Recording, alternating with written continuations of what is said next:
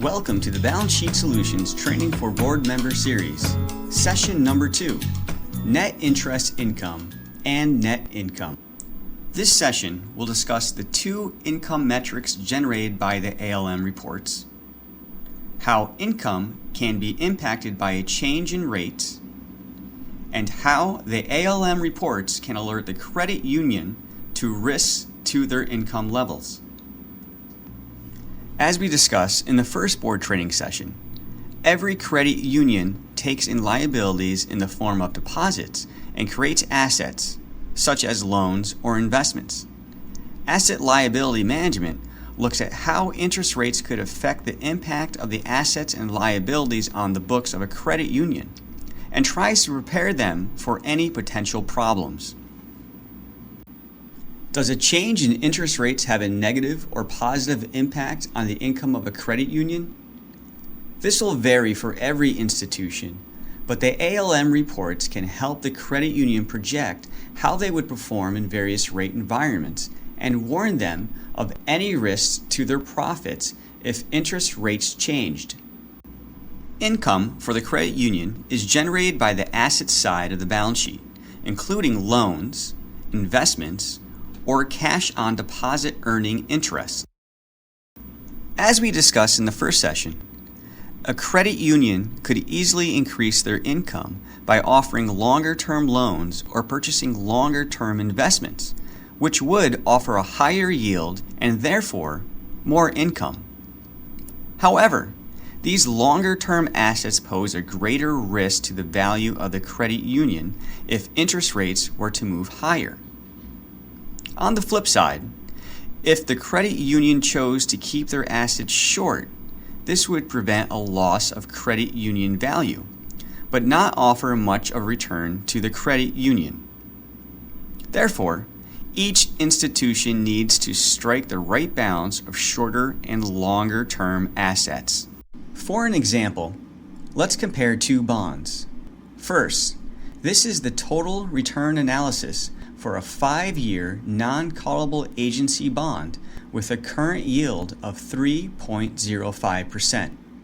If interest rates move higher by 300 basis points, this bond is expected to have a total return of negative 7.51%. This negative return is due to declining market value, as this bond is less attractive in a higher rate environment. In comparison, this second bond is a 10-year bond with a yield of 3.25%. If interest rates were to rise by 300 basis points, this bond would see a total return of negative 17.72%, more than twice the decline of the 5-year bond. This is due to the fact that longer assets experience a greater decline in market value with a change in interest rates. Credit unions need to keep this market value impact in mind when adding assets to the balance sheet, as this will carry through to the total ALM report. These bonds are an example of the types of interest rate risks that a credit union faces every day. If a credit union were to have a heavy allocation towards longer-term assets to generate higher levels of income, this would add a great amount of risk to the balance sheet in the higher rate environments. A credit union can monitor their exposure to this risk through a comprehensive ALM program. So, not only does a credit union need to generate income within their own risk tolerance levels, but they should also be thinking about potential rate environments in the near future and how to best position their balance sheet to take advantage of the upcoming environment. If a credit union believes interest rates will be going higher soon, some options include keeping the maturity of current assets short so that they can reprice in a higher environment, adding floating rate investments or adjustable rate mortgages to the balance sheet, keeping a higher level of liquidity to take advantage of rate movements. If a credit union believes interest rates will fall, they may want to lock in longer-term loans and extend their investment portfolio duration to lock in higher yields on investments. Now that we've discussed the income side of the balance sheet, Let's take a look at the expense side. Member deposits are a liability to the credit union, and their interest represents an expense. This expense can come in the form of dividends to the members, interest on certificates of deposit, or interest paid on any borrowings that the credit union incurs. Liability expenses will vary due to a variety of factors, including the current level of interest rates, member demand, and local competition. With any change in interest rates, a credit union must seriously assess the impact of adjusting their rates. While traditionally, financial institutions have been slower to raise deposit rates in a rising rate environment, they must be sure to offer a competitive rate so that their members do not take their business elsewhere. To assess the impact of a change in rates on the balance sheet, an ALM report will take every item and estimate the projected income or expense over the next 12 months. The report will examine the projections in various rate environments so that a credit union can assess how a move in interest rates will impact them. The credit union should then use these reports to assess whether the future rate environment poses an opportunity or a threat to their bottom line. Asset liability management creates income simulation reports with two indicators: net interest income and net income. First, let's look at net interest income. This is simply the projected income from the assets less the projected expense of the liability side of the balance sheet. Like most metrics in the ALM reports, net interest income will be projected in both a flat rate environment and in various rate shock scenarios. The reports will allow you to examine which areas of the balance sheet are most subject to repricing over the next 12 months. More importantly, this will give you an indication of how your income will be impacted if interest rates move. As we've discussed, this can be influenced by whether your assets are long-term or short-term, if your assets are fixed rate or floating rate, and if you are pricing your liabilities aggressively due to competition. In any case, the ALM report should be a key discussion point for management and the board to evaluate how they want to position the balance sheet in light of interest rate expectations. Let's return to Credit Union A from our first session.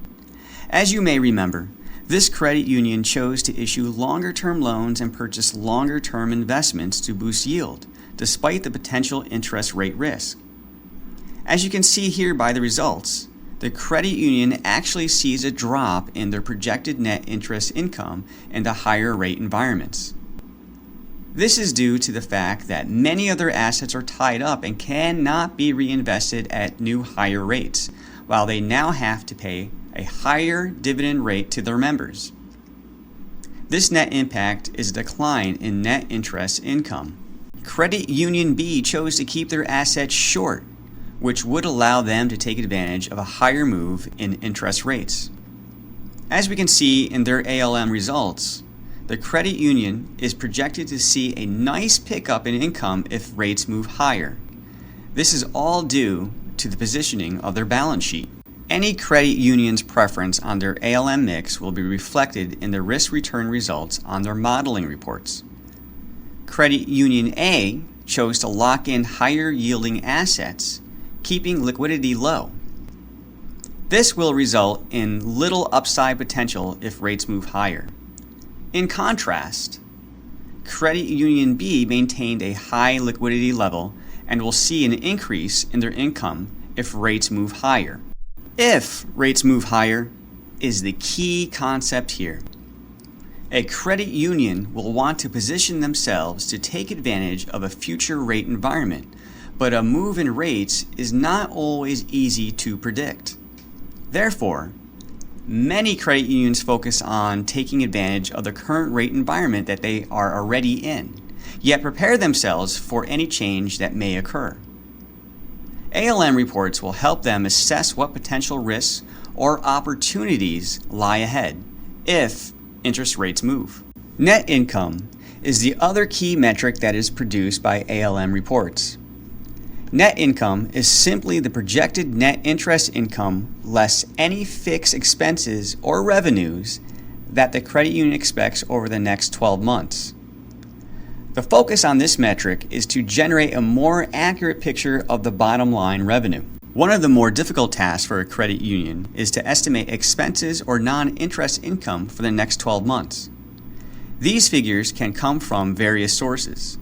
Non-interest expense includes typical fixed costs for any business, such as rent, employee salaries, and technology costs. Non-interest income is that income generated from non-balance sheet sources, such as ATM fees, courtesy pay, or gains on asset sales. Due to the low interest rate environment of the past decade, non-interest income continues to become a larger component of a credit union's total income generation. Loan loss reserve is another fixed cost that is factored into the net income figure. This represents the estimated expense for potential loan losses over the upcoming 12 months. Most credit unions estimate this figure based on loan default history or expected defaults of current membership. This can be a very difficult figure to estimate and can vary widely from year to year. When the credit union provides the fixed line items to estimate the net income calculation, these figures will not be impacted by rate shock scenarios. The assumption is that these costs will not be influenced by a change in rates. Therefore, the dollar amounts will stay the same in all rate scenarios. ALM reports will closely analyze every line item on the balance sheet to arrive at future cash flow projections. But, like any aspect of modeling, quality assumptions are key to an accurate forecast. One way to refine your ALM process even further is by back-testing last year's projections to see how closely they reflected your actual income results. Any discrepancies may point out where some changes need to be made to refine your ALM model.